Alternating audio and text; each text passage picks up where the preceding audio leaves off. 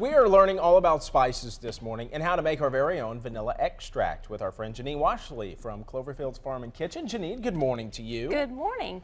So earlier we were talking about herbs, and I failed to mention that herbs are defined as the leaves of plants, of beneficial plants that help us, they support our health, or they just help us have a better sense of well-being, and we need to eat them liberally. And I think it's funny because the cilantro over there, that's an herb, but when it makes its seed head, it makes coriander, and that's a spice. So that's a plant that has a dual purpose. All right, talk about the vanilla extract. That's what we're going to make this morning. And I use vanilla extract to make my secret homemade vanilla ice cream recipe. Well, you might want to start making your own homemade, and it's very easy. I use rum. Germans have a friendship with the rum bottle, and I use my vanilla, to make vanilla.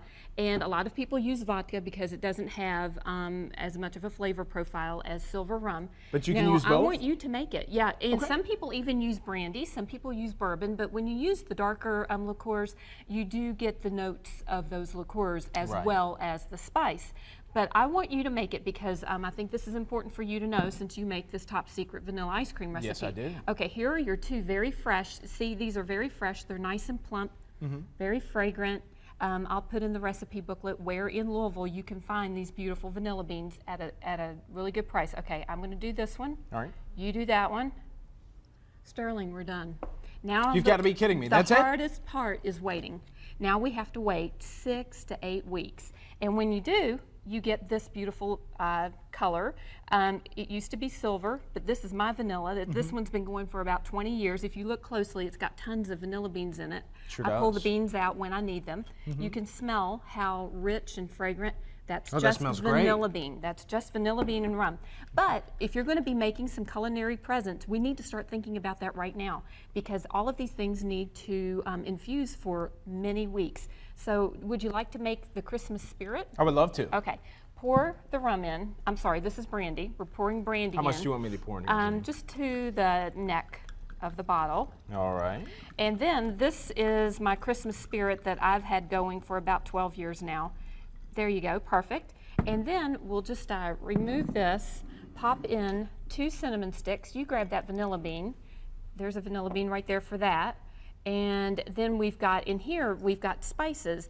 And spices are the pods, roots, barks, or seeds of plants. So we've got a pod of vanilla, we've got the bark of the cassia tree, which is the cinnamon. We've got some seeds here, we've got cardamom, black pepper. Black pepper was so valued in the Middle Ages that it was actually used as currency. And we'll just put those in. It might be easier just to drop them in like this. And now the hard part, we have to wait. So you wait, and then you get this wonderful mix that you can put into hot cocoa, hot coffee, mulled wines. You can use it over desserts. When you are using the grounds or the whole spices, they'll last about a year, but when they're ground like this, a lot of people don't realize it, 3 to 6 months, and then you need to toss them. Really? I didn't know that. Now smell how fresh that smells. But when you don't have that fragrance, that really, where you can define what it is, forget about it. You need to toss it. Unfortunately, I'm going to have to toss out some of my spices. We're learning this morning with Janine Washle, Cloverfield's Farm and Kitchen. If you want recipes and more information about spices and how to make your very own vanilla extract, just go to our website, WDRB.com. That's where you can find more information about Janine Washle and Cloverfield's Farm and Kitchen. Always so informative. Janine, thank you. Thank you. Always a pleasure.